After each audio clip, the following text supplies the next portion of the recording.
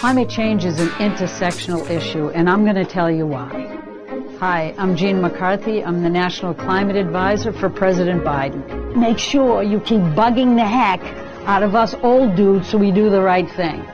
Climate change impacts the people that have been left behind, the communities that have been marginalized by systemic racism. Reclaiming abandoned landmines. I think it's white slavery, what I just witnessed from Kevin McCarthy. He looks like he's owned by his master, and his master is Donald Trump. It is pathetic. Who cares? 33, 28, died in a hospital, died in a nursing home. There's enough vaccine to fully vaccinate 300 Americans by end of the summer, the beginning of the fall. But we want to make, look, I want to repeat, it'll be enough to fully vaccinate 300 Americans. Who cares? You know, complaints about bodies and relatives. It's interesting. It is, without a doubt, the left is as stupid and detached and as crazy and clown showish as Trump was ever on his worst day, and as they perpetually claimed in their imaginary eyewitness reports that they claimed he was. They are terrible. They're unhinged. They're incompetent. They're certainly disingenuous at the best. And it is funny a lot of times. I mean, the fact that it is interesting. This is how we take a step back, undo some more of this country, or spiral to the end of the country, is some moron from Dorchester, Massachusetts, talking about, I mean, with now who has a music bed that it seems to me whoever has created this thing are trying to swallow her up in the music bed. This dummy. Can I ask you something? Yes. What's Pepper eating? Well, Pepper, hey, a pink toy. Can you grab it from her? I can't. No. Okay. Hey, Sally, somebody, there's a pink toy here. So this is what we've got here. These people, these highly paid people with power, who say all the right marketing terms. That's all that matters this year. Is you have to be saying systems. You have to be saying equitable. You have to be saying marginalized. And all of these magic words that everybody in the administration has to say, which totally belies seriousness, because it's not a strand through all of these things. Right. It's right. You could also you can do that with anything, with race and class and personality type. There's a bug behind you. It's just a stink bug. And Pepper, no, Pepper, stop it. Pepper.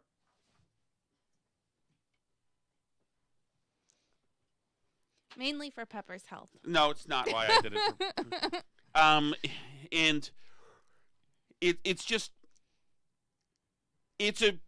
we're watching a show. It's like watching Hamilton the musical, except probably worse.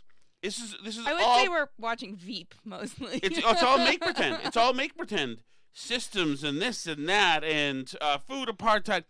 These are all theoretical make pretend things that don't exist. The problem is instead of being able to laugh at these idiots who are saying this in academia, now it's out everywhere. The problem is that since we're distributing the vaccine in an equitable way, a racially equitable way, which is stupid when it comes to it's a word that's not equity is not a scientific word. Right. We're supposed to be believing the science here. What we need to do is have these scientists distribute the vaccine using the logic that's obvious to everybody here, that you protect the people who are going to die first. And that's what you need to do. Absolutely. Because this is, ultimately, it's about death, right? Or is this pandemic about inequity? Because it seems to me inequity is being prioritized when people are having trouble breathing and then their hearts stop eventually. That should be something that's jarring to people. Yeah, and the total number of people vaccinated matters a lot as well, because you just have to get to a certain percentage of the population vaccinated in order to protect everybody, including the populations that are suffering from inequity. You know, it helps them too if we just get people vaccinated. So yeah, of course, you know, maybe you know, do some mobile pop-up clinics in neighborhoods where COVID's hitting particularly hard or something. But the goal is to get needles into people's arms as fast as you possibly can. Yeah, but that's not. But and people have been saying that it hurts, that black and brown people are dying more from this. And yes, and that's true. But that's why, yes, anybody who's susceptible to dying from this, right, get them immediately. And there are people in those neighborhoods.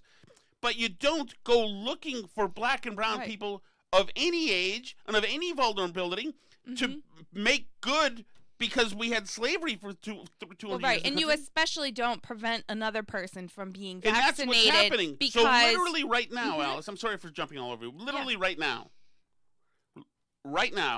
we are going out and finding people in marginalized communities who are not at risk, and we are finding them, spending time and resources finding them, and we are vaccinating them.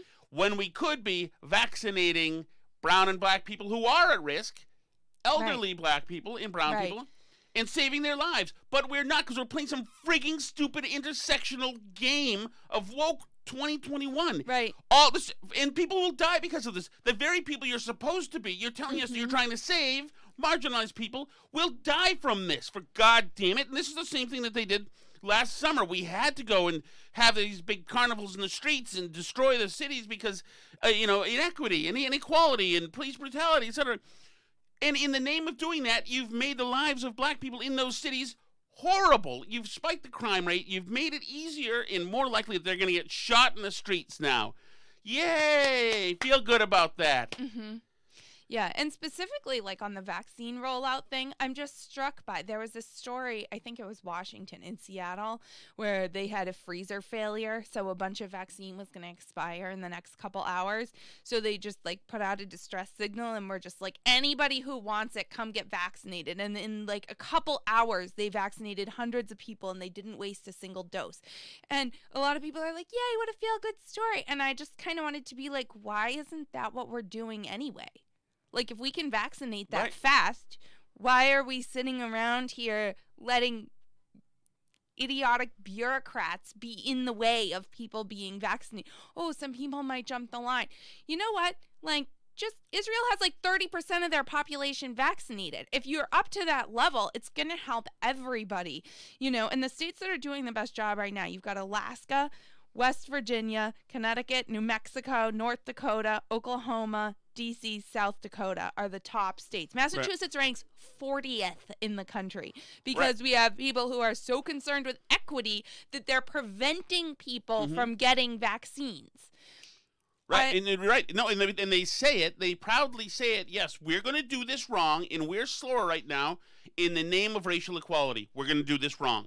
That's why we're going to do this. We're going to attack this pandemic wrong in the name of racial equality. You know what? Too many black people are dying, so let's just make sure a few more white people die before we distribute the vaccine. Then it'll be very equitable. Like, great, perfect. And if you're suggesting that's what they're saying, well, that's what the equity, top-down equity is about. But, in fact, what's going to happen is more black people are going to die than needed to. Of course. Because of this stupid exercise in wokeness, and it's idiotic. It doesn't make sense. If it made sense and had some kind of end, then I would understand it. That was positive, that I would understand it. But with all huge, grand, progressive plans, it never helps the people it's designed to help, if it's designed to help those people at all. Because right now, this wokeness, although it destroys lives, destroys neighborhoods, black neighborhoods, marginalized people's neighborhoods, and their lives, and is killing them in blue states like this one in Massachusetts right now, it makes some people very rich. And some people do very well and get reelected. Because the story you can tell, I just talked to somebody who said that to me, said, well, we should be using equity when we distribute this because it is hurting black people more than, so we should use equity. It's like, no, that's not what's happening. What matters is literally what happens at the end of the day. And what this disease is about is not masks or distancing, or having drive-by birthdays. This disease is about deaths. Death is something pretty much irreversible at this point. I think mostly, we haven't figured that one out yet. So it's crazy. It's crazy. And the fact that it just goes to show you, too, that, Trump made a great lightning rod, but they don't need Trump for this. They've got fake straw Trumps all over the place. So, listen, we've got almost every... I started the day today.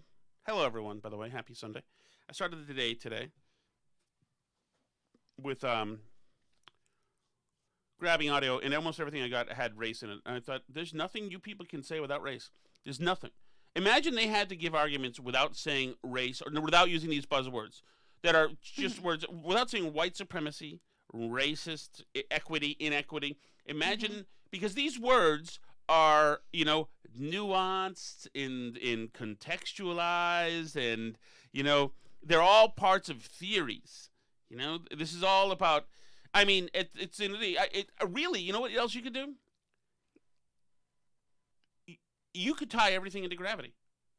True. Gravity attacks every part of our life, involves every part of our life. Every part of our life. Yeah. And it's something that is an issue. And if you're going to suggest that... We spend a lot of time working to defy gravity. Right. But gravity is actually something, It actually exists. But there's other elements. They're giving the importance and legitimacy of something like gravity as something that absolutely is out there and exists, and, it's just the same. Who could say that in a pandemic? Who could say it's crazy? Certainly that's one thing is dead. The idea of hypocrisy is dead. Because nobody is afraid to immediately lose credibility. Or maybe it's okay. You can do it as long as you keep calling the president the biggest liar in the world.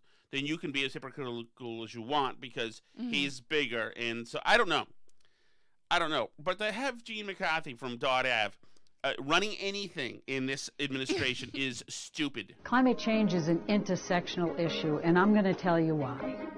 Hi, I'm Jean McCarthy. I'm the National Climate Advisor for President Biden. The biggest opportunity that this country has to grow jobs is to invest in clean energy. Music bed aside, harsh Boston accent aside, these are all propaganda lies. The biggest opportunity is to invest in climate energy? No, that's not. There's a few thousand technician jobs on the windmills and on the solar panels, in this country right now. Right. A handful of thousands.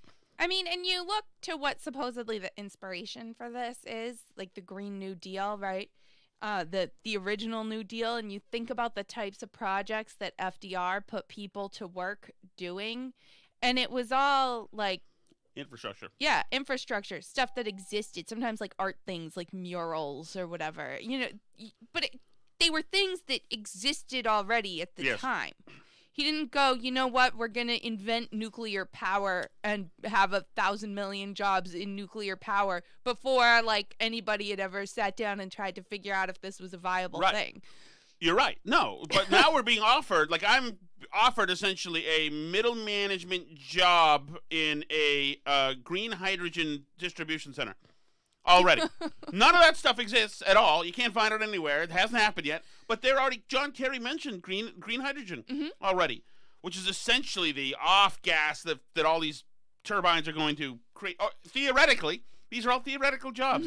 And you're whacking out jobs in an industry that is booming right now during a time when we desperately need these jobs. And it's freaking, these are insane morons. Well, lay you off now. In Massachusetts, we have a place called Harvard Square, which is next to Harvard University. And every day in Arlington, Mass., there are these idiots at sundown who always are against something, whether it's the World Trade Organization or globalism or Wall Street or whatever it is. They're always against something, always against some end of the world thing. Usually the Rothschilds figure in there somewhere. And they're all moonbats and dummies.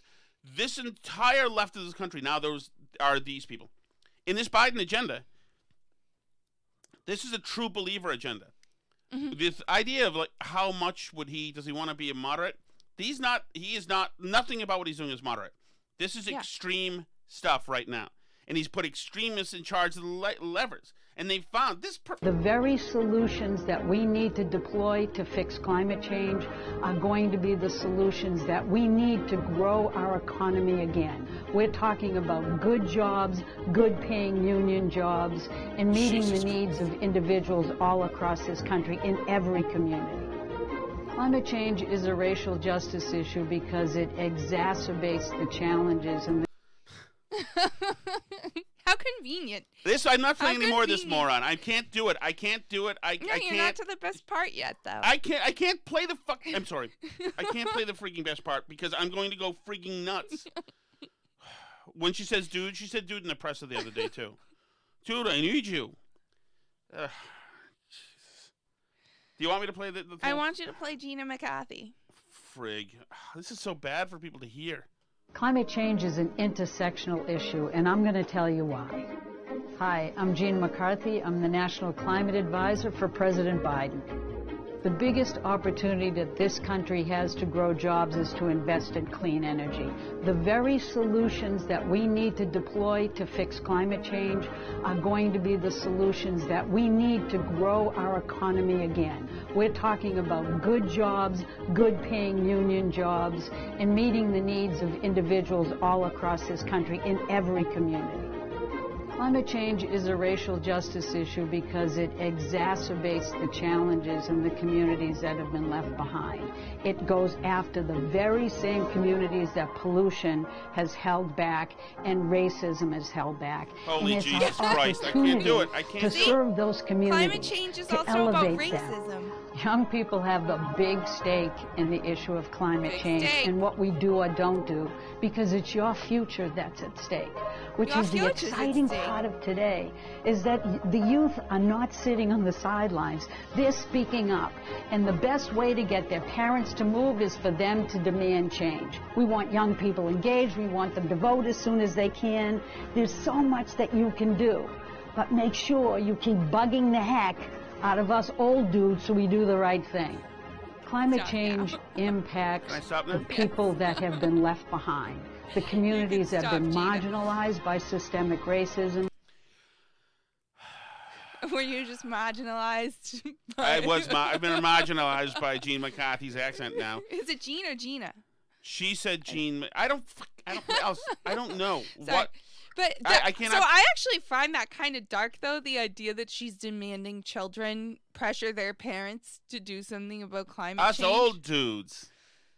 Isn't dude a gendered word, by the way? The best way to get parents involved in climate change is to have you kids yell at them.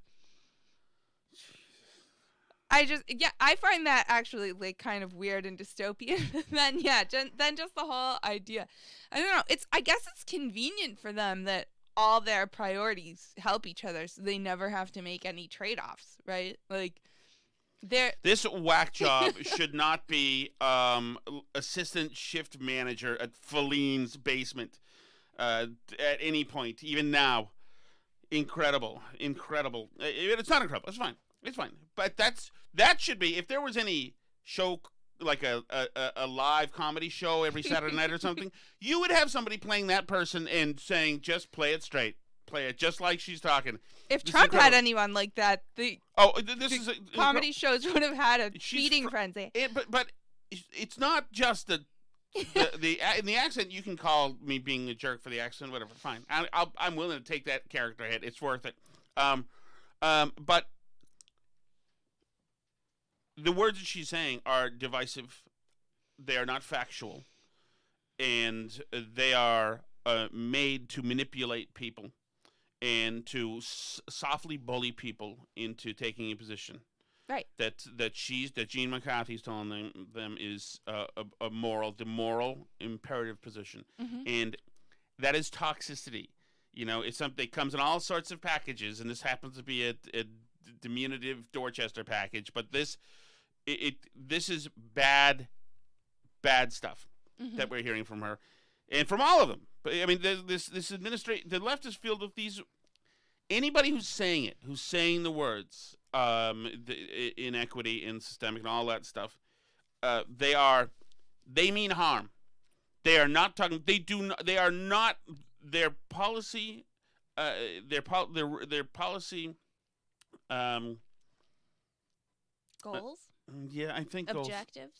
Objectives they have, but their Priorities. no. What's it called when you have your strategy, your policy? Can't think of it. Policies. Well, say strategy. Okay. There's a well-haggard term for it. Policy.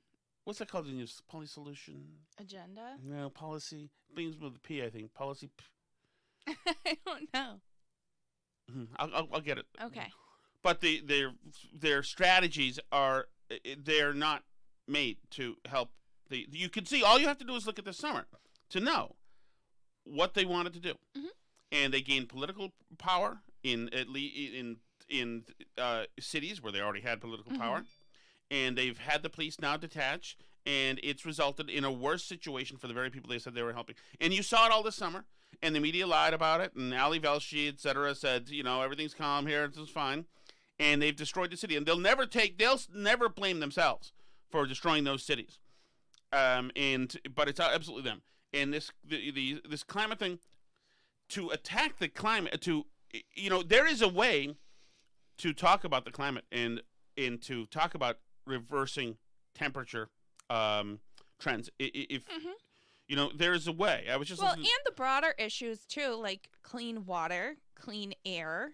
I want to live in a place where my kids can play outside and where we have trees. And I think a lot of conservatives agree with a lot of these sort of basic ideas of things that the left would put into the environment basket. But destroying an industry that has, in a lot of ways, saved this country over the last decade, especially with fracking, right now is going to destroy and end lives. Yeah. Many lives. And lowered our emissions significantly, the shift from oil and coal towards fracking. Naturally, through the free market, it has lowered our emissions significantly. And that's not even what we're supposed to be talking about tonight. Right. I know.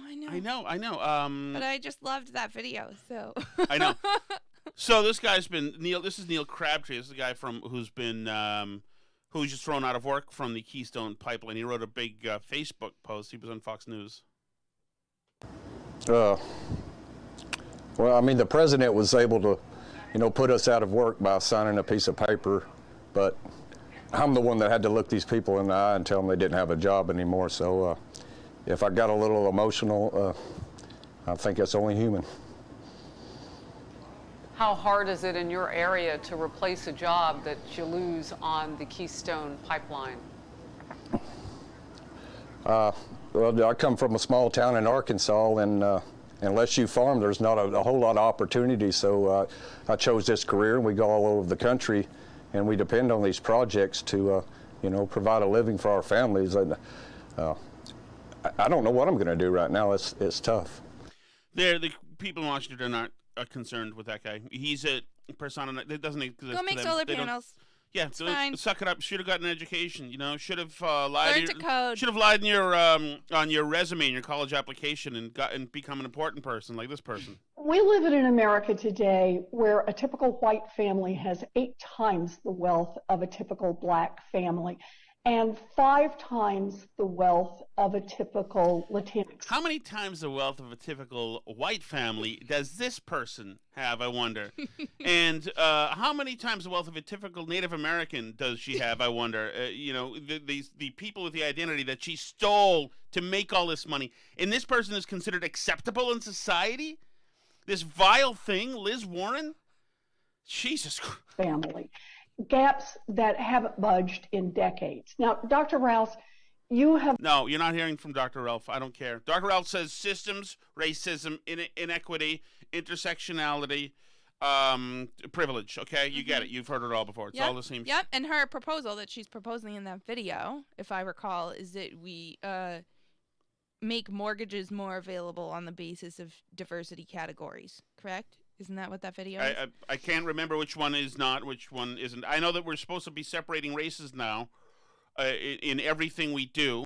whether it's COVID relief for businesses, those go separated by races. Blacks go first, and then brown people go, and then whites go last, and Unless then now you're queer. and then now for yeah, hold on, and then now for the vaccine as well, you have to be separated or out.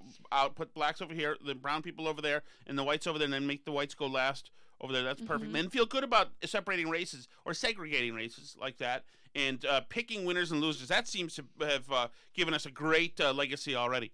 Yeah, so she says the point of this video, in the tweet where she tweeted this video, was that she wants a policy where we have down payment assistance accounting for our history of housing discrimination. So, yeah. So that means, I mean, I don't know exactly what that means because I haven't seen the bill, but I would assume that down payment assistance accounting for our history of housing discrimination doesn't mean down payment assistance for people who look like you and me. Right. Well, and also remember, all of this stuff can be done by having a big debate in front of the American people in the hall, in the well of the Senate, and in the House chamber. You can have these big debates and let the American people, hash it out and talk to their representatives about this stuff. And this all could have happened. All of these super fixes that have always been right here could have always happened during Obama, could have happened 5 years ago, 10 years ago, could have happened during Clinton, could have happened during Obama. You always could have done this stuff. But suddenly they're all tied in with the pandemic, and they need to be done immediately, without any deliberation. They just need to be rammed through.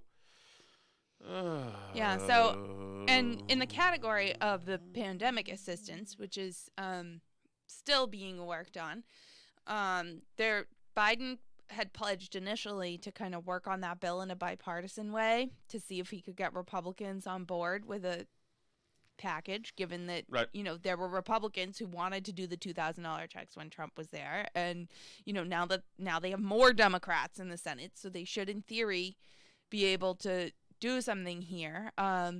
But instead, they're already prepped for that not to work, and they're ready to push things through with reconciliation. Yes. Just pass it in the House, pass it in the Senate, and then cram it through with reconciliation, just like they did Obamacare, which worked out so well, I think, for Obama. And so they're telling you, and like Ryan Deese, who was on one of the shows, Meet the Press today, I think, who's with the Biden Economic Council. Basically, all of Biden's economic people went out like the Nazguls to every Sunday show and all said the same thing, and they all said, the American people need this relief right now. They need it fast and comprehensive and fast. So it has to be huge. So it has to be huge and include the minimum wage hike and include a whole bunch of other stuff, which is all of these progressive things that they've been just trying to push through.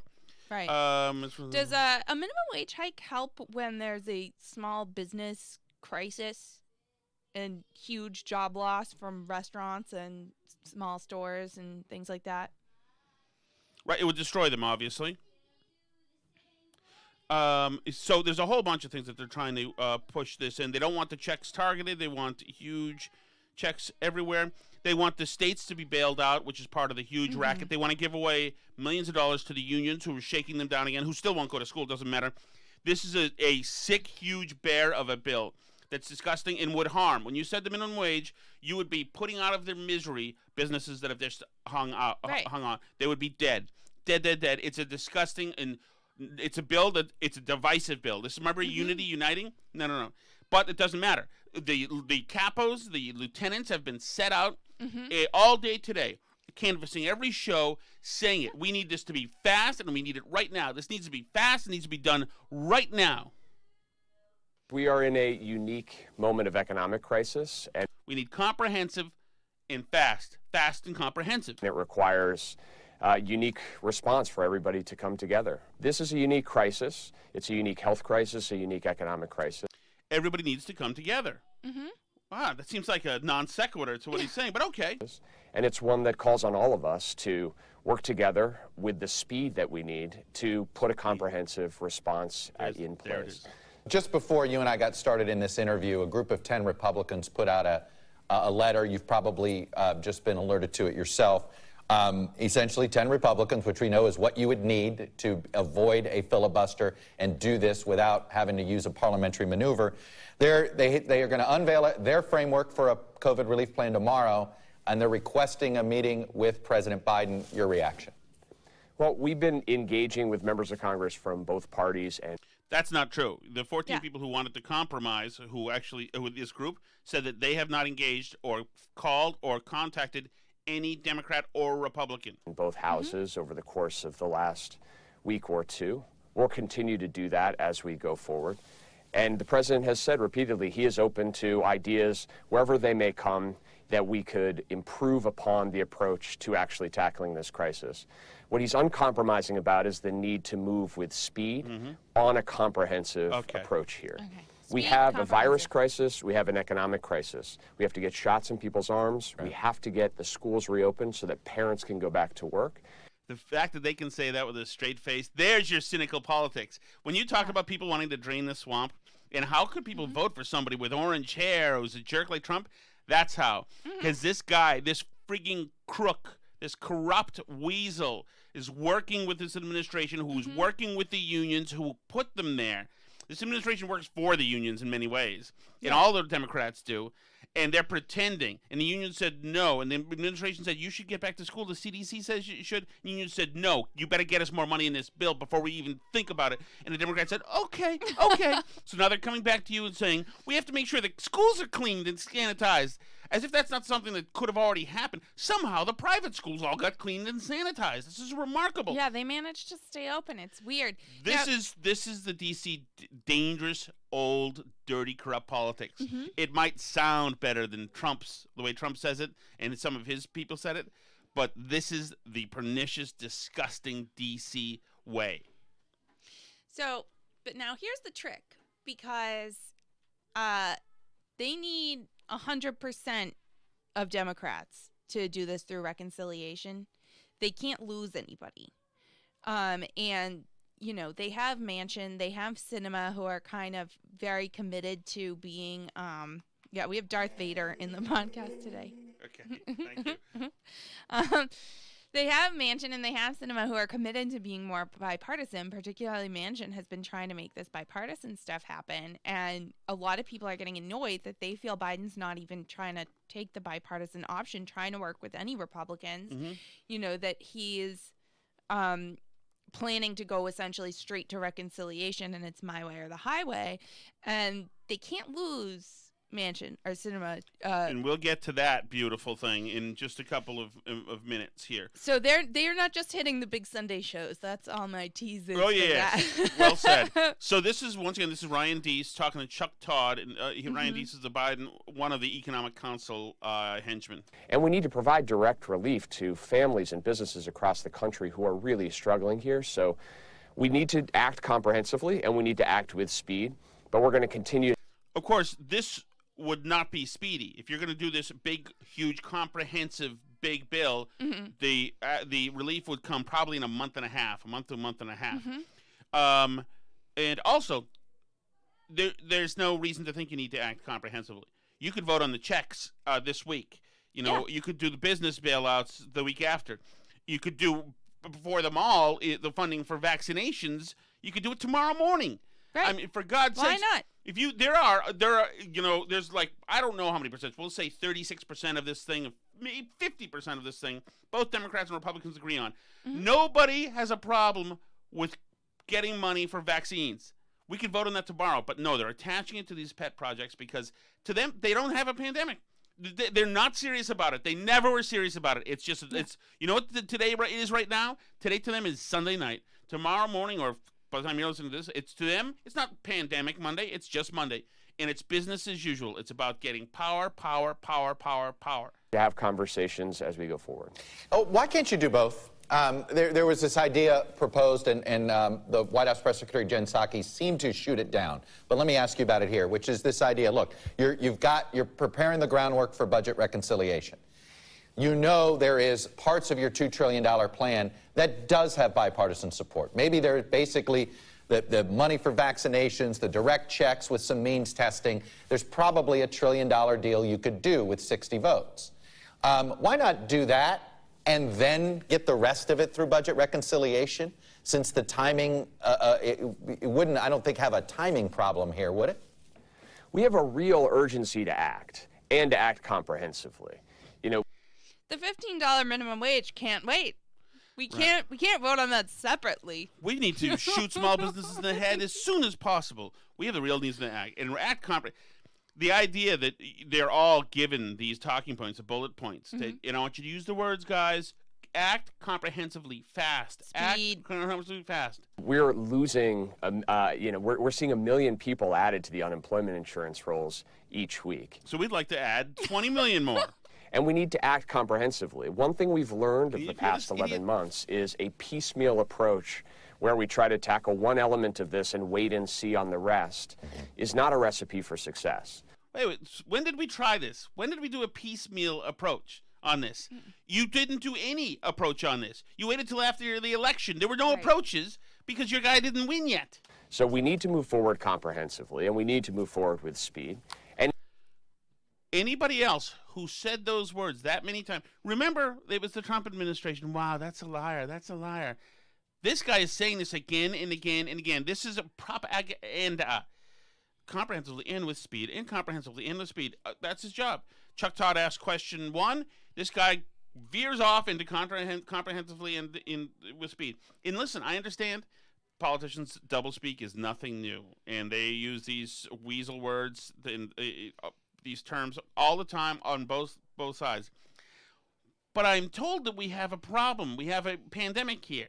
That this is a real big event. This is so business as usual, it's happening in Washington, that it's disgusting. In that context, there's plenty of room for making modifications, including people's ideas, but we do need to act comprehensively here.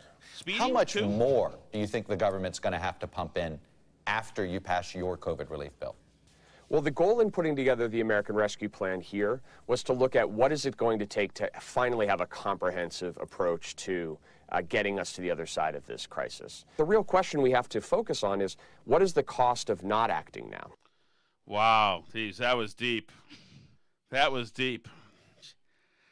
Margaret Brennan had Cedric Richmond on, who's another Biden's henchman in the White House. Is President Biden still vowing to open American schools by April? Well, yes, and the key to it is making sure that we pass the American Rescue Plan so that we provide the school systems and local municipalities. Yes, we want to help your kids and give them relief, and even the ones who are hurting themselves and the ones who are,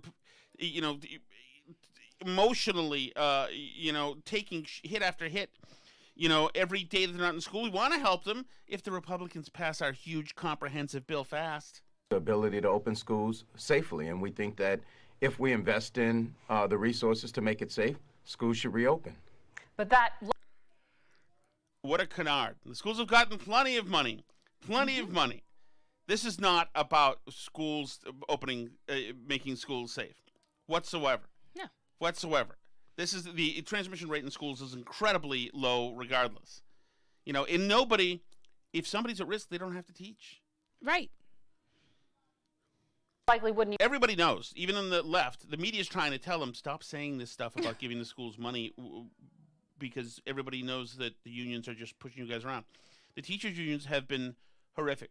The model of how we deal with of how we educate will change. The teachers' unions say you need us more than ever. Ever. We're so integral into the success of your child forever. We're so important that we're not going to go there and help them. You need us so much still that you still need to pay us and just have us work a couple of hours a week. Even happen until March at the earliest. Tell me about the plans right now, what you can do now. Should the federal government make it a priority to vaccinate? She's saying, like you're saying, tell me now. Like, I just talked to another medical person who's a big, powerful person who deals with a lot of patients, etc. And she said that the self-harm continues, and kids of all ages, 6 and up, are coming into their hospitals who are messed up from not being able to be in their classes. And this is happening now.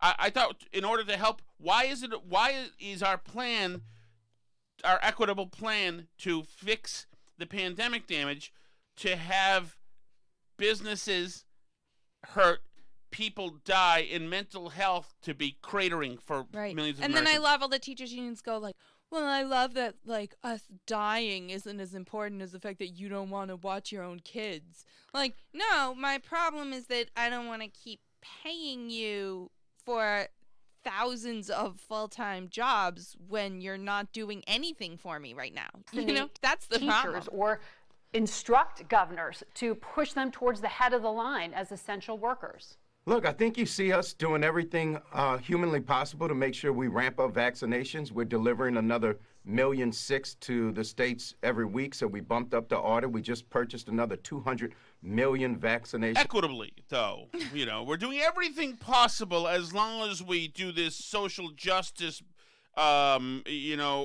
strategy of not doing it fast.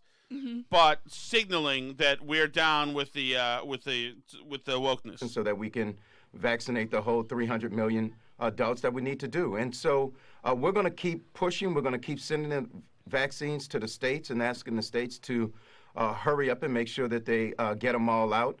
And that's going well. That's going well. Meanwhile, the recommendation from the CDC still has social justice equity distribution on it. Our plan and why we need... That's what the states are following. The states follow the CDC recommendations, except for one state, West Virginia, the state that's doing it right and saving lives, because it's under the stupid belief that this is about saving lives. The past American Rescue Plan is to make sure that we give the school systems the ability to buy the masks, the ventilation systems, all of those things that's needed to open up. But as you know, I mean, that fight is happening right now in cities like Chicago. We'll be talking to their... I love how they need ventilation systems. Yeah. You know, none of these other businesses that are open need new ventilation systems, but the teachers do. You know, the places where the teachers go and shop, they don't need new ventilation systems. It's remarkable. Remarkable. Superintendent later on in the program. And Michael Bloomberg, former presidential rival to President Biden, argued in an op-ed this week that the president could be doing more. He could use his bully pulpit, to give political cover to fellow Democrats. He could tell the unions, yes, I understand how we need to prioritize teachers here and actually take measures to do it. Why isn't the president doing more to help out some of these fellow Democrats? I think the president's doing a lot. He just introduced a $1.9 trillion plan to make sure that it is a whole community approach to they need the help right now. They're trying to open schools Monday. Vaccinations. Well, that's an issue in Chicago that both sides are dealing with. I know they're both at the table. Teachers are concerned about their health and making sure that they could teach in a safe. Why they need help now? They need help now. Well, the president has a huge pork-filled giveaway, $1.9 trillion plan. He's done his part. No, but they need the help now. They're working it out. Environment, and if you look at the CDC study that just came out said with the proper investments, with the proper spacing and class sizes, schools could reopen safely. But another key aspect of that CDC study is that they didn't test all the students and teachers. By the way, so the CDC study, if you ever had any doubts that the CDC now is just another political arm, the CDC also mentions that the equity is a huge part of distribution. As if that's a scientific word at all. Equity, equity, equity, equity. It's now the most important factor in every scientific formulation that could possibly ever be. It is remarkable.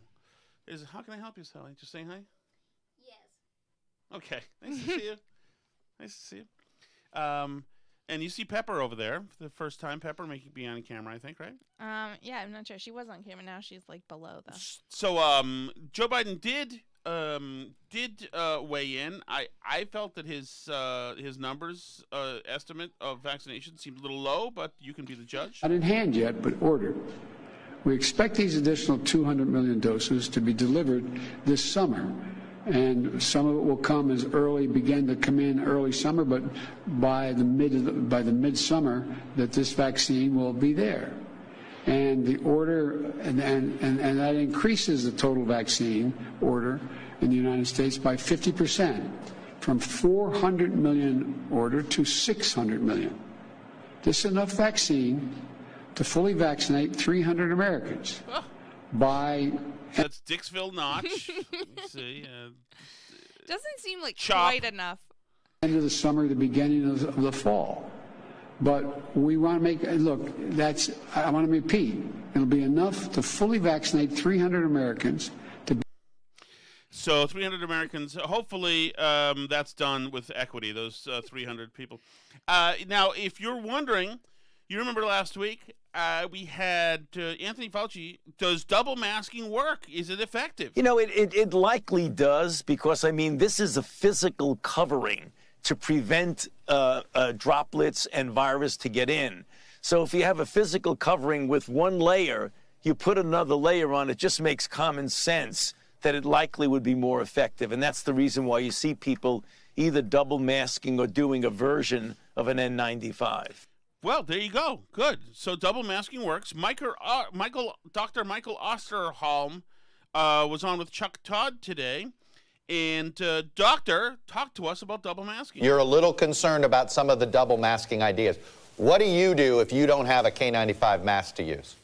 Well, when we talk about double masking, remember, what we're really talking about is just trying to prevent the virus from being excreted by me into the air or me inhaling the virus from someone else in the air.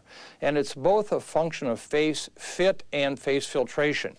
Think about your swim goggles. When's the last time anybody leaked at the lenses? They leak at the fit.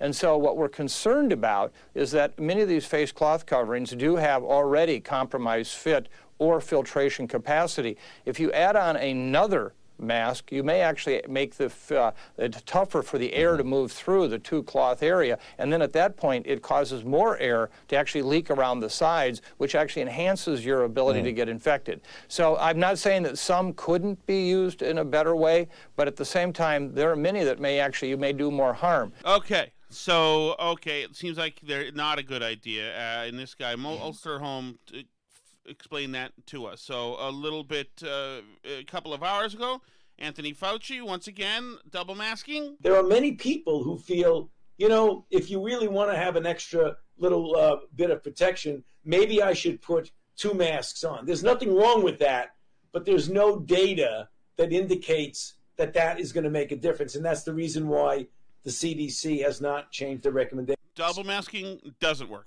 now. There you go. He's barely, reversed himself completely on about 36 major issues when it comes, and recommendations when it comes to this COVID. How is any administration still letting him go? I'm not surprised the Trump administration wasn't letting him go on shows. No, Are you? He's an embarrassment. The guy, he is an incompetent When is the monarch. Biden administration going to learn that they shouldn't be letting him go on shows either? It's masks one day, double masks the next day, no masks the day after that. You just can't. You don't know what you're going to get on any given day. So we're going to get to the big bill, the Biden Fix America, Cure America bill in a moment. I just want to mention something that we've been seeing on Twitter. This hashtag grew up. What did it do? It spawned a couple of days ago, saying sake bombs, as in Jen Psaki. Sake bombs. Yes, girl, awesome.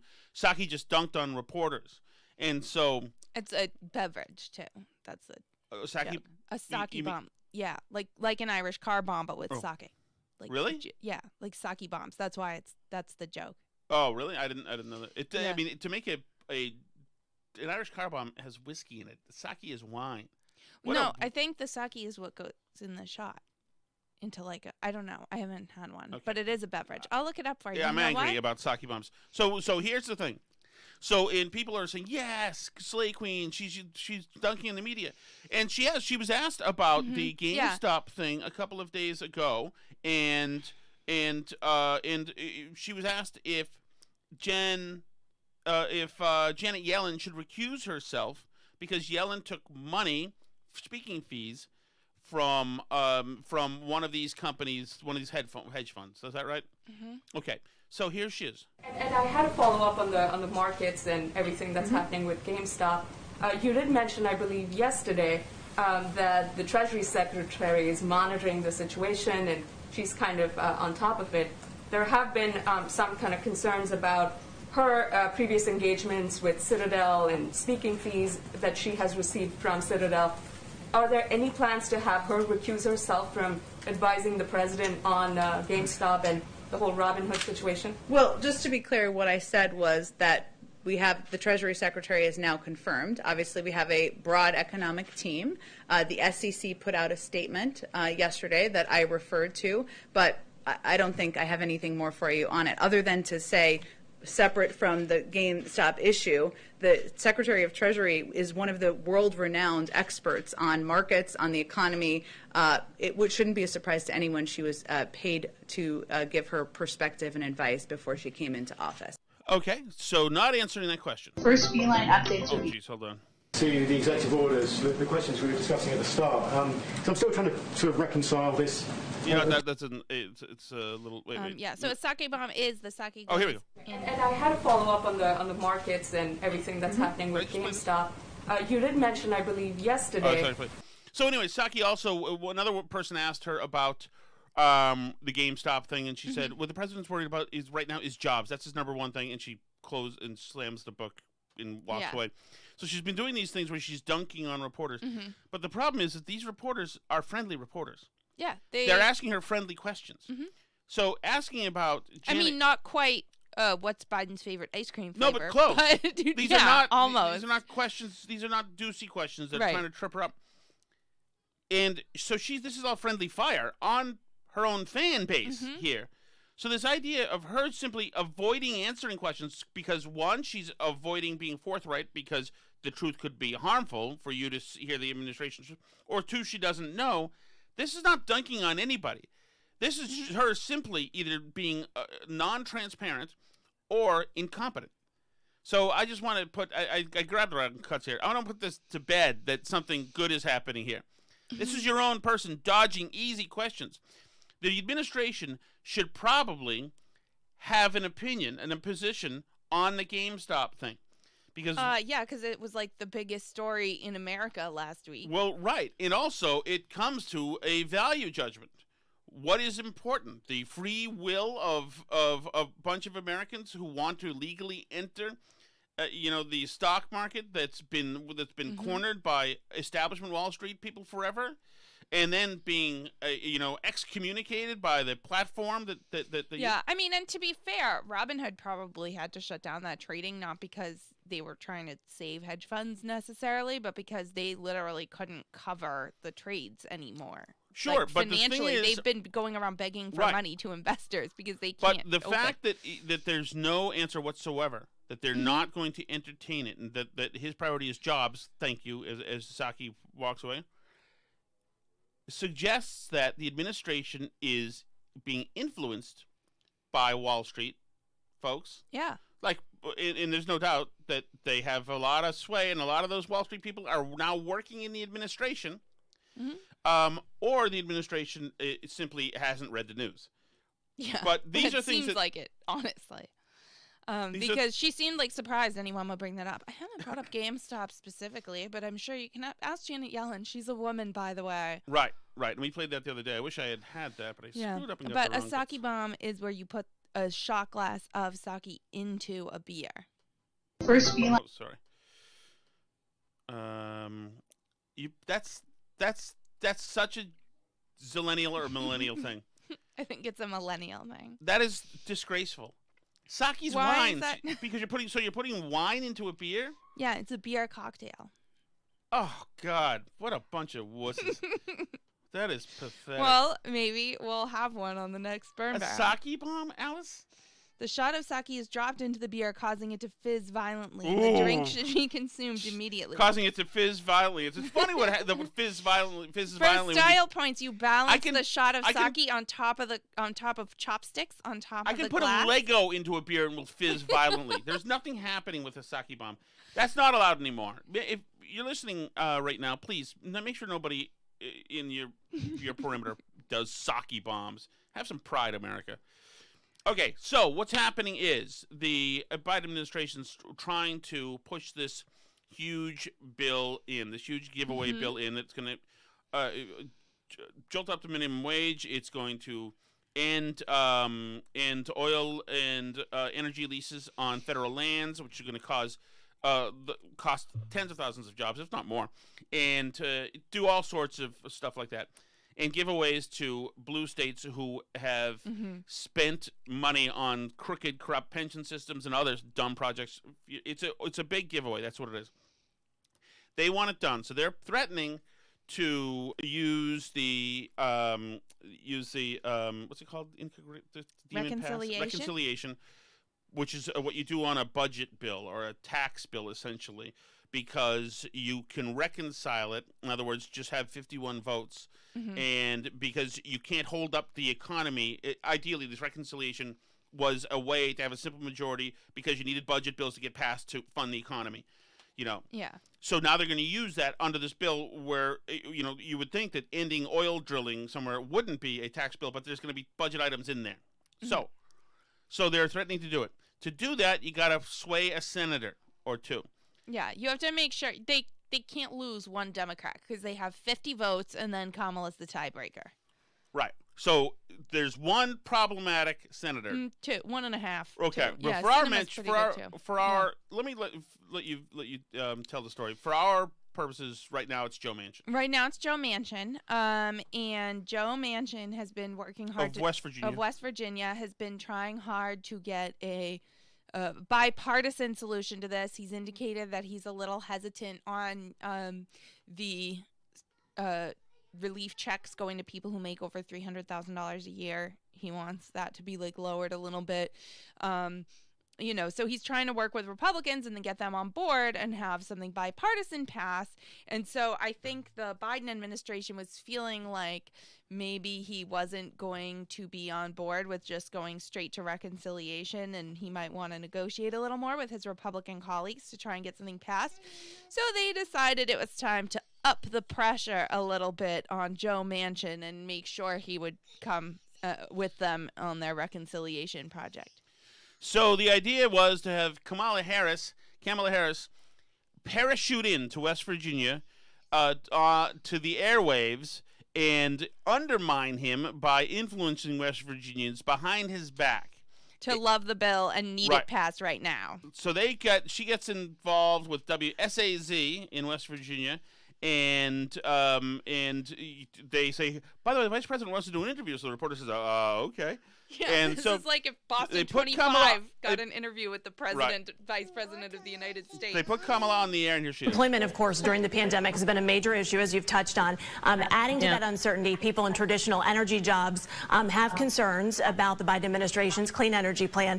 People who work in coal especially have heard before that there will be jobs and programs to help them transition to no avail. Why should they believe that this time will be different?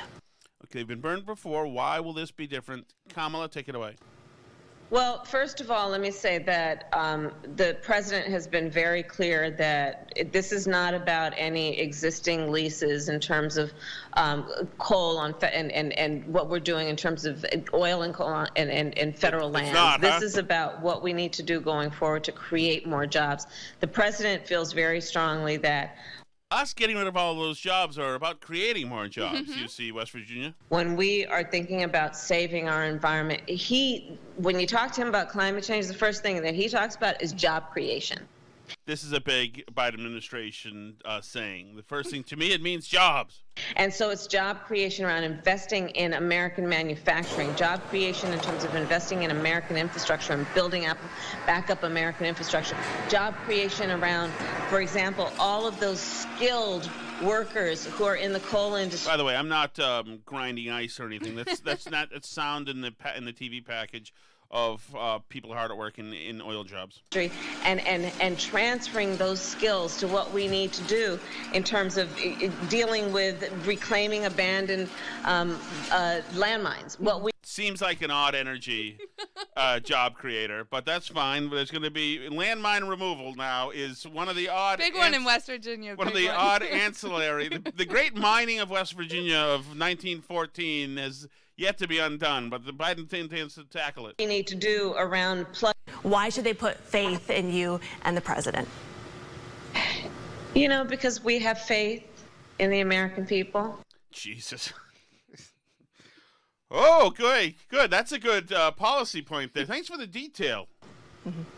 And, when the president and I think about where we are. Could somebody have prepped her, at least, if she's going to go live to the people of the state, make her first appearance there, could somebody just at least give her some notes? As a country, we ran as Democrats, but we are Americans, and we will lead as Americans. And we want our one nation under God, as a matter of fact, as Americans. If you didn't know, there aren't blue states and red states. Really, there are the United States, as a matter of fact. Country to be strong. We want our country to be healthy. Why do I have to lose my job? We want our country to be strong.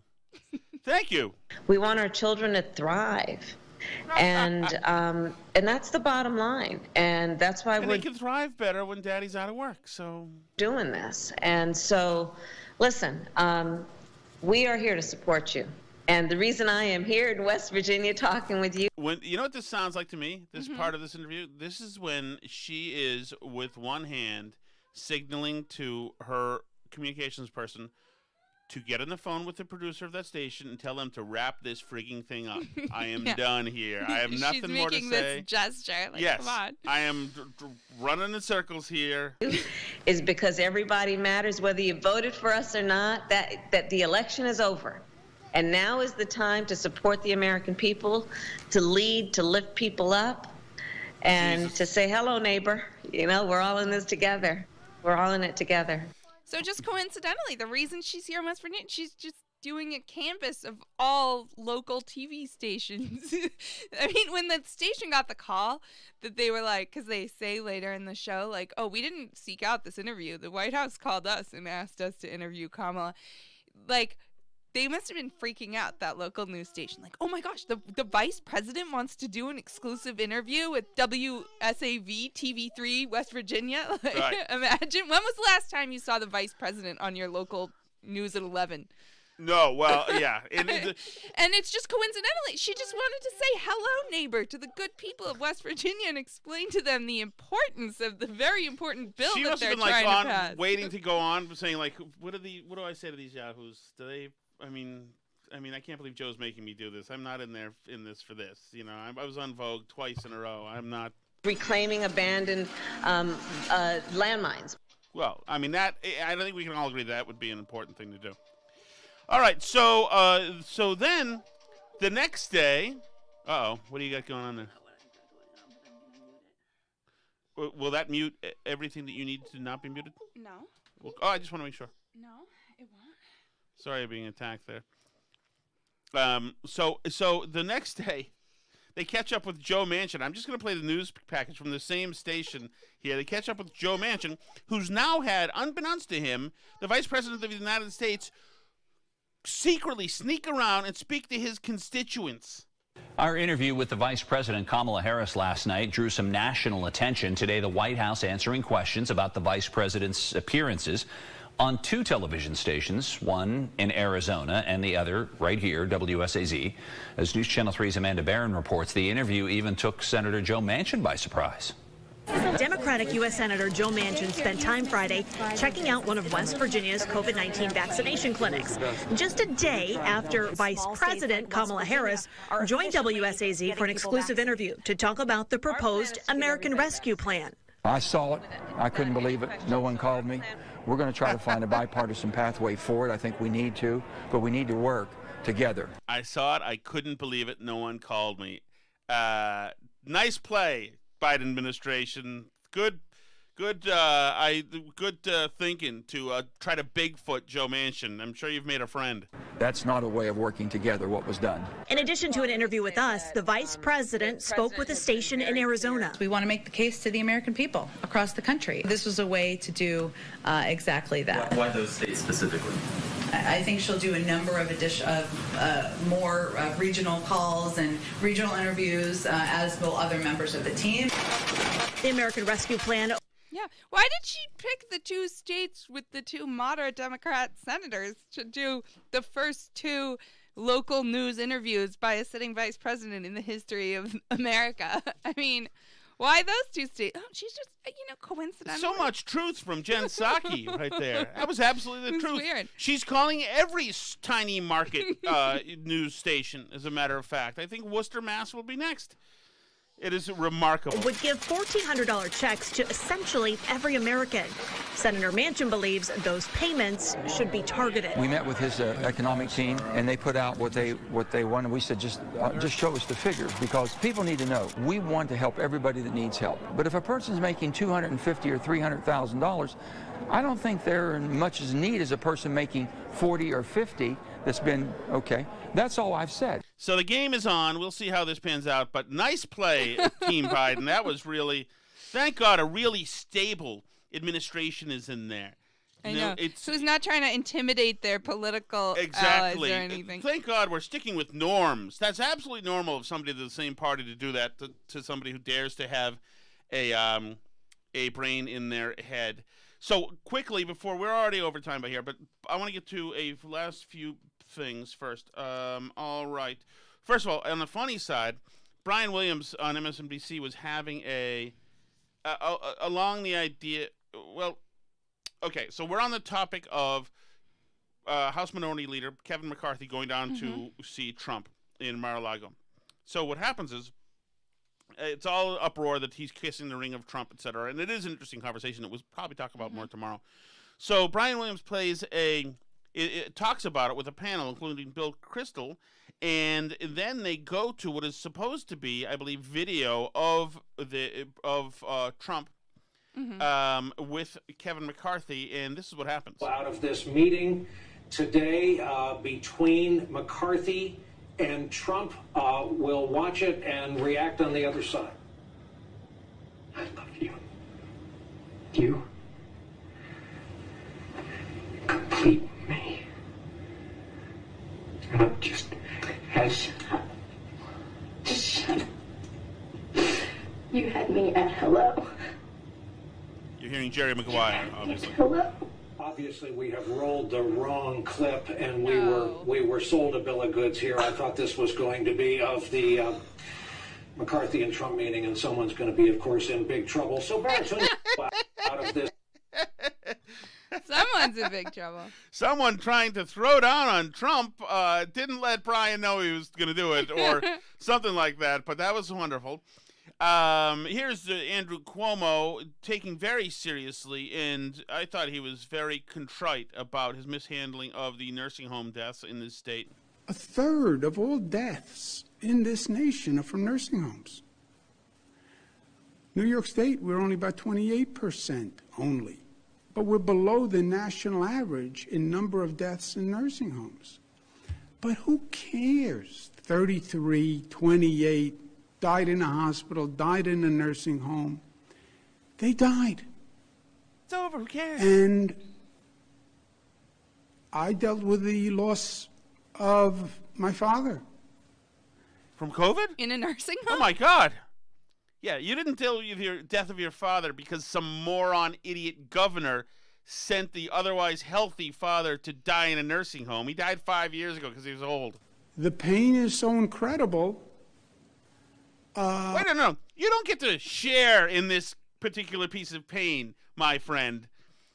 Jesus, what a psycho, by the way. The whole thing. This is really about me and my dad and how he died. It was very sad.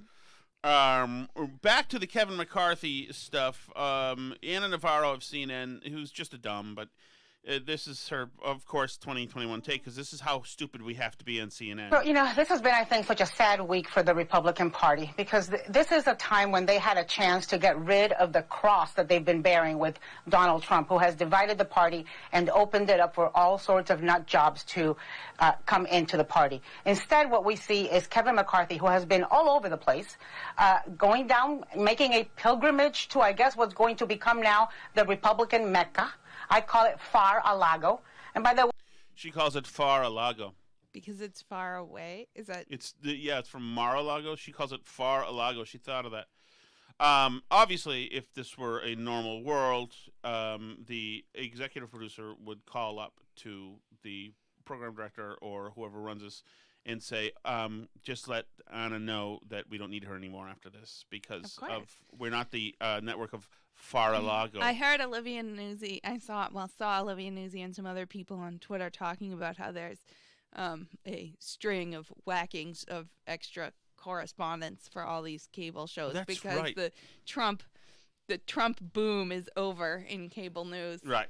Mar-a-Lago. Ooh, burn. Well, yeah, we can put the picture back up. Can we just talk about the interior of Mar-a-Lago? I mean, it's like what? Bordello, vintage Bordello look? And so... This is what you have on CNN, is just trying to get cool hot takes that'll go viral. And now you have a stupid person trying to write comedy. And so we have a world where we have Mar-a-Lago as being the punchline disseminated to millions of Americans. Yeah, and we have... what's his name? Is it Rick Wilson, the Lincoln Project guy? Yes. He was on Twitter trying to dunk on Marjorie Taylor Greene's shoes. He's got some stuff going on. That fellow has some things going on. Yeah, he went down there to make nice with Donald Trump because Donald Trump is threatening to open up a third party if Republicans don't continue kissing his ring, among other body parts. I think it's pathetic. I think other body parts probably meant his privates, if you didn't know from that. That's what she's saying. I'm thinking she's so. very funny. Wow. She's very good at this. Yeah. You know, I think it's white slavery, what I just witnessed from Kevin McCarthy. He looks like he's owned by his master, and his master is Donald Trump. It is pathetic. Should we be referencing slavery? I mean, about politics? I just... Well, I mean, I would also... It seems tasteless to me, kind of. Well, and I also believe that homophobia might have arisen at some point. A little bit? I would think so. It's gross. The Lincoln Project has their own problems, though. Yes. Because the New York Times now is reporting on the dozens of victims of... with Wheaton or whatever his name is, one of the founders. John Weaver has been soliciting underage boys, offering them jobs, prestigious jobs at the Lincoln Project if they send him nudes and stuff. And they all knew, and they're all terrible. And it's a great group of people there. So they're awesome. They're doing all that. And so Laura Unger, who's a former secretary of government.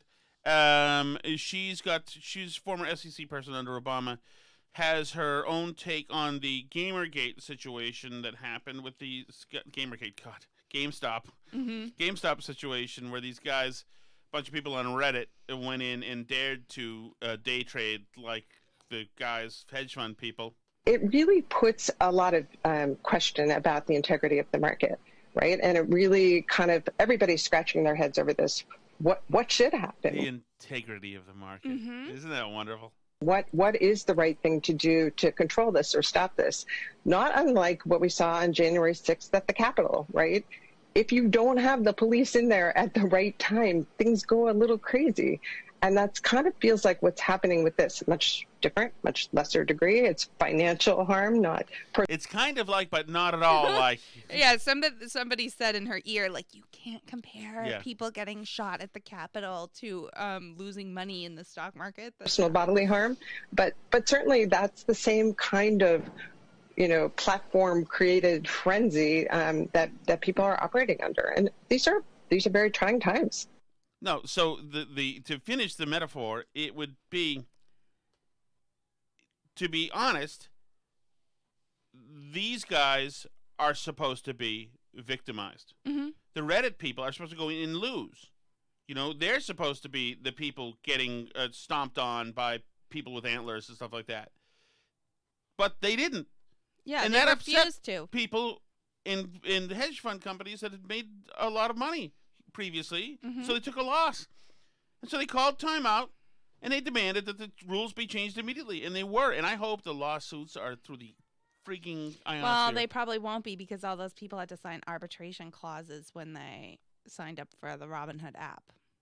There's a lawyer for everything else. I have faith.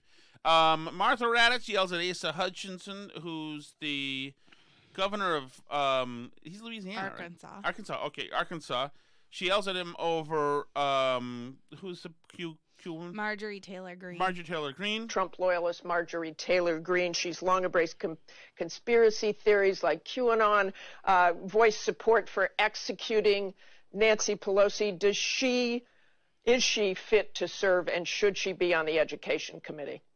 First of all, the people of her district elected her, and that should mean a lot. They elected her, and she's going to run for re-election, and she'll be accountable for what she said and her actions. And then, given her history, is she fit to serve? I'm not going to answer that question as to whether she's fit to serve because she believes in something that everybody else does not accept. I reject that, but she's going to stand for re-election.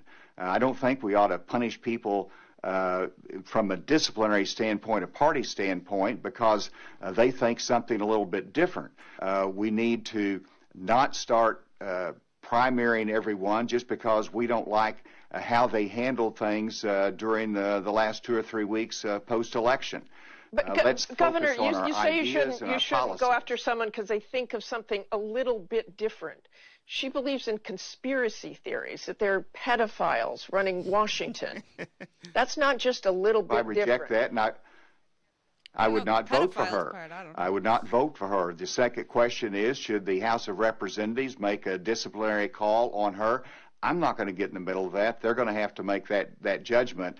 But, you know, whenever you have a broad diversity of the party, you reject the extreme elements. It's not mainstream GOP, and that's what we've got to get back to. We've got to have a regard for those people that supported Donald Trump. Because they have a message, they have a concern, but at the same time, we don't want to gloss over the terrible actions that happened at the Capitol. We need to hold people accountable for that. That is critically important. Okay, thanks for joining us this morning. And for the record, she's pretty bad. I mean, I think even the people of Georgia, I'd be surprised if she gets reelected, to be honest. But, you know, and I'd even be okay possibly if they minimized her committee assignments a little bit, but like they did with Steve King or whatever. But they shouldn't take her out of Congress. What's the precedent for that? When do we just start taking duly elected representatives out of Congress because they believe something wacky? I mean, you'd have to take half the Democrats out of there, first of all. They all believe crazy stuff. But yeah, no, I don't think the Republicans should take her out. So what's Mina Harris doing, Alice? Mina Harris is doing something that we've been told for 4 years is really, really, really, really bad, which is profiting off of the fact that her sister is super famous and part of the U.S. government. So I see, it's her sister. Okay. So she's had a designer. She's a designer. She like designs clothes, and she's like an influencer online. And first of all, she flew to the inauguration in the private plane of one of the transition donors. There you go. That's how you do it, like Mina. a billionaire, and she like tweeted, she like had it on her Instagram stories, her in the private jet. Excellent. Like, keep her around. I endorse Mina Harris. Her husband is the one with the who had the Nike Dior ones at the inauguration. Oh, that's great. And the leopard print jackets. Mia, get out she there. Had she had like designs on her website that were like the Kamala design, the Kamala swimsuit. So the ethics people have made her like take those off her site. No. And she has a best-selling children's book called Mina and Kamala's Big Idea or something. And they're saying essentially like if she had published this book while Kamala was the nominee, she published it over the summer in between the primary campaign and when Kamala was chosen, and it's still on the bestseller list. She's still collecting royalties from it. They're like, the ethics people are like, we wouldn't have let you do this now. Okay. But she's still collecting Well, keep from it up. it. She needs to keep and, by the way, her stepdaughter also, Ella Emhoff. Yes. At Parsons, the one with the knitwear and the unshaved armpits and everything. Yes, I saw her.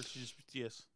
She just got a huge modeling contract with IMG Models in New York as well. Right. So, that seems like was done on merit. And so she, So that so is the good. Harris That family is is happening. cashing in. I want Mina Harris to get out there. Nobody tells you what to do, Mina. Nobody puts Mina in the corner. You go out and sell influence. Sell Kamala's name all over America. Absolutely. Joe Biden had to talk to his brothers, too, by the way. Had to talk to Jim Biden and say, because one of them ran an ad for his law firm during the inauguration. But no, it's fine. It's fine. Totally. Not one. Me and my brother smidge. Joe have always believed. Not one smidge of corruption whatsoever. That's Totally fine. This fine. is not It's going to great. go anywhere. It's going to be another scandal-free presidency. So I the can last already thing tell. I want to talk about before we go is Tiffany Cross, who I just discovered, had Anthony Scaramucci on. And I've always liked the Mooch. I liked him when he was first in the administration for 10 days, and then he turned on Trump. And I thought that was kind of an opportunistic move. But I just like the way he carries himself and handles himself in interviews, so I like him no matter what. So he goes on with Tiffany Cross, who's another talentless TV person, and she's suggesting that this reconciliation stuff has to happen, and so Trump people either have to be deprogrammed or sanitized. They have to be sanitized, which sounds absolutely like a humane and thoughtful thing to do with people who hold different beliefs than you.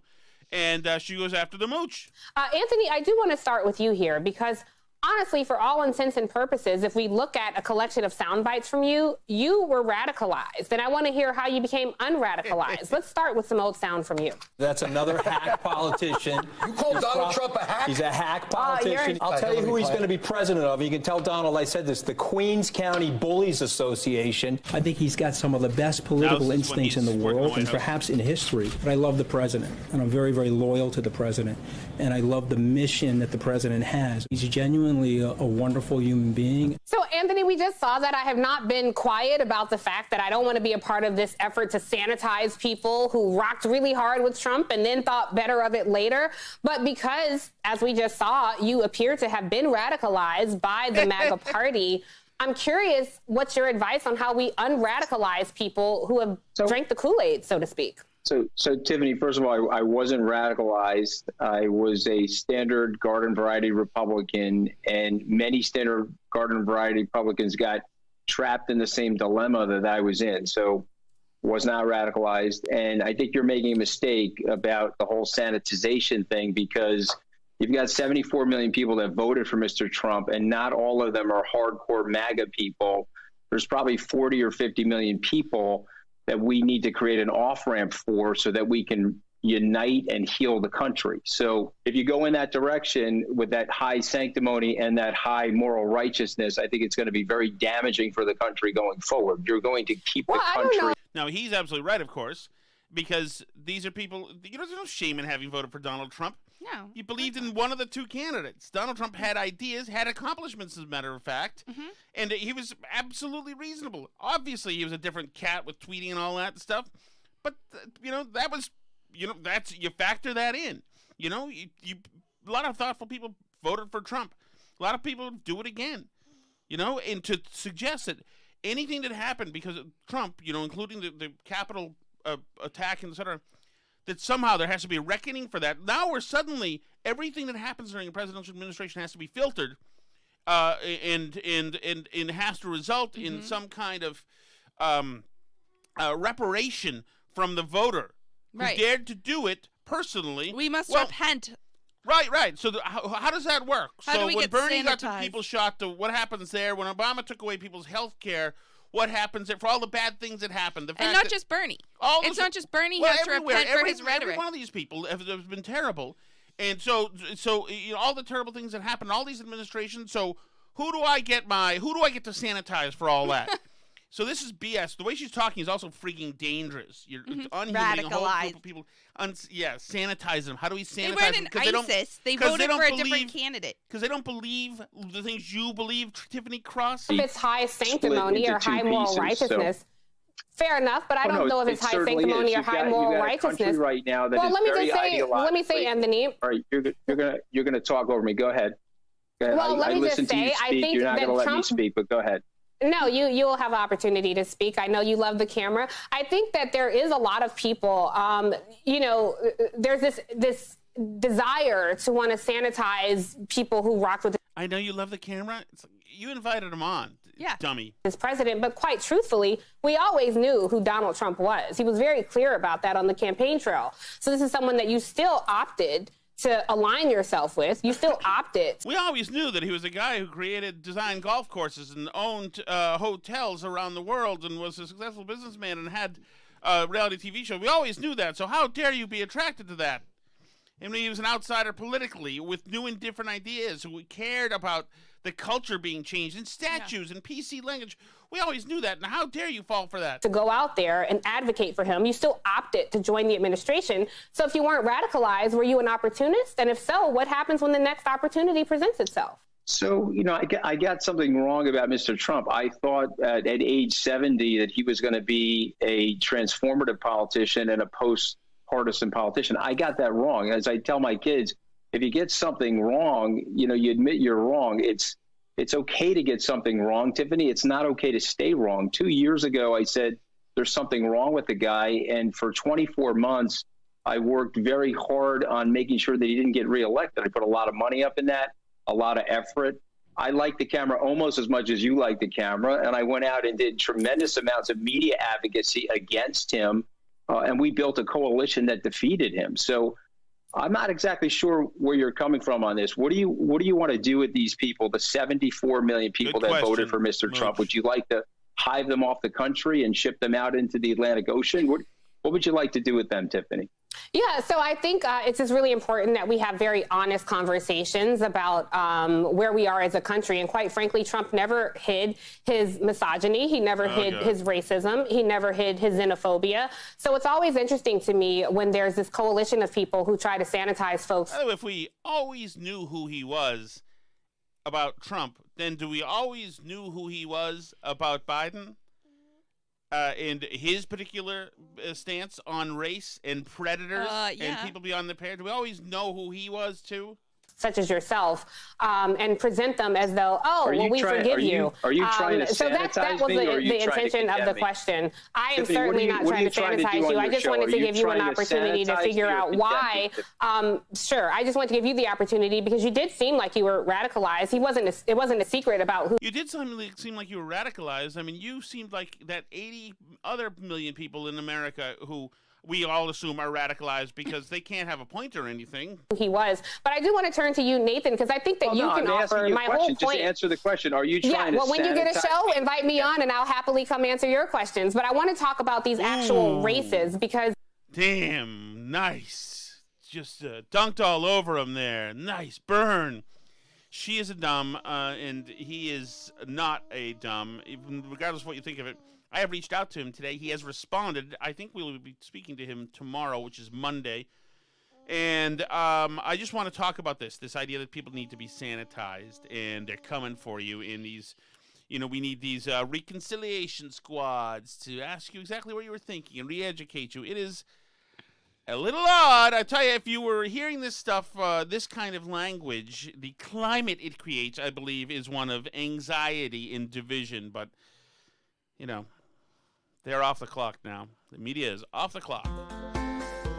So I guess we will see you all in the FEMA camps. But until then, you can find us on Twitter at Burn Barrel Pod. You can find us on Facebook.com/Burn Barrel Podcast. We have a YouTube channel, Tom Shattuck's Burn Barrel. You can watch the video versions of the podcast. You can like and comment on the videos. You can subscribe to the channel or to wherever you listen to podcasts. And you can shoot us an email, burnbarrelpodcast@gmail.com. C'est la vie.